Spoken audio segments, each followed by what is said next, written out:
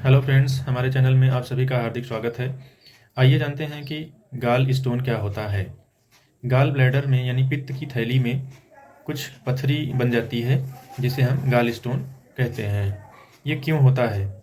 इसका कारण generally metabolic disorder की वजह से होता है। ये बीमारी ज़्यादातर महिलाओं में पाई जाती है और अक्सर ये 35 से 60 की उम्र के बीच में होती है।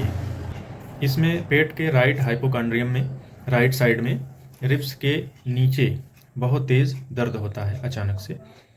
ये इसका सिम्टम्स है। गाल ब्लैडर में स्टोन होने का मुख्य रूप से दो कारण होता है।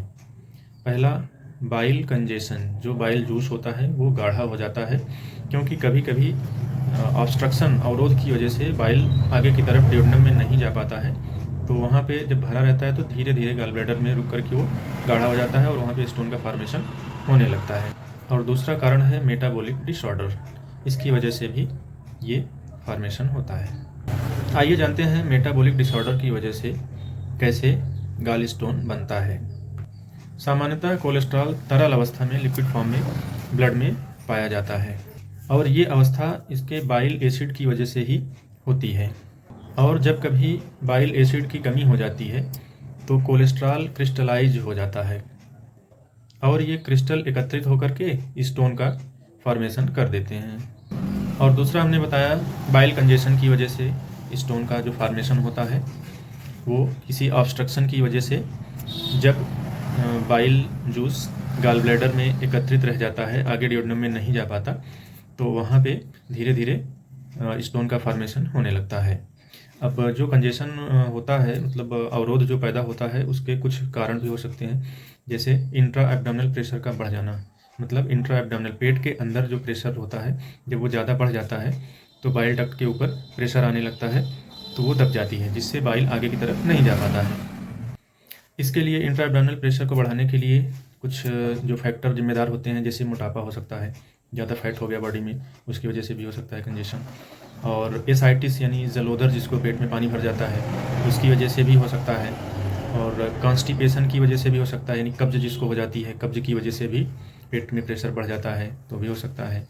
और प्रेगनेंसी में भी हो सकता है। प्रेगनेंसी में जब बच्चा बड़ा होने लगता है तो भी पेट में प्रेशर बढ़ जाता है, उसकी वजह से हो सकता है।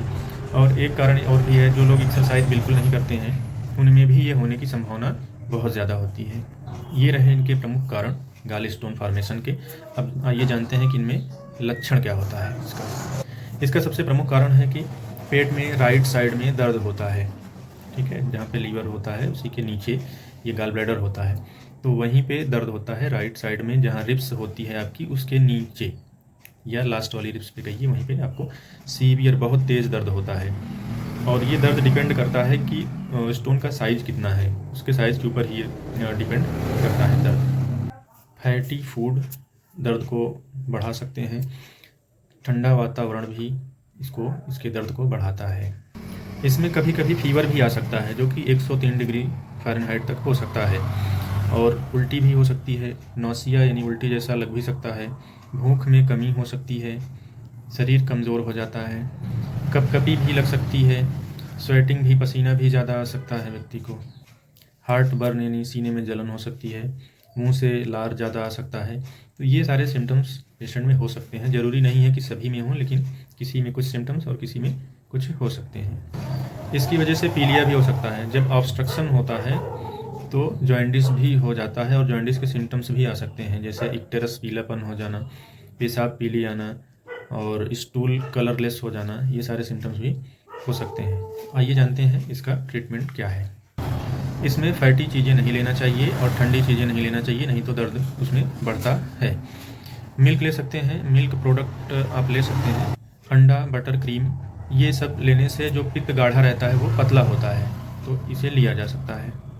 सीवियर पेन होने पर इंजेक्शंस लगाए जाते हैं एनाल्जेसिक, जैसे डाइक्लोफेनाक का इंजेक्शन लगाने से दर्द में आराम हो जाता है।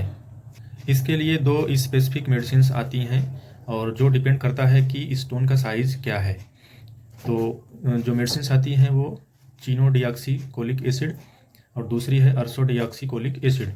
इन 2 दवाइयों का उपयोग करके स्टोन को गलाया जा सकता है एक लिमिटेड साइज़ तक का स्टोन है तभी गलेगा, और यदि नहीं गलता है तो इसका ऑपरेशन कराया जाता है, जिसे कोलीसिस्टेक्टॉमी बोलते हैं, जिसमें गाल ब्लैडर को यानी पित्त की थैली को पूरा काट करके रिमूव कर दिया जाता है। ठीक है, तो जो 2 ड्रग्स हमने बताए हैं, चिनोडिऑक्सीकोलिक एसिड एंड अर्सोडिऑक्सीकोलिक एसिड, इन दोनों का उपयोग कैसे किया जाता है, कितनी मात्रा में किया जाता है और इनके साइड इफ़ेक्ट्स क्या होते हैं, इसके लिए मैं एक अलग से वीडियो बनाऊंगा, तो पूरा डिटेल उसमें बताऊंगा। तो उम्मीद करता हूं कि आप लोगों को ये वीडियो पसंद आएगा। तो अब मैं इस वीडियो को यहीं पर विराम देता हूं। धन्यवाद।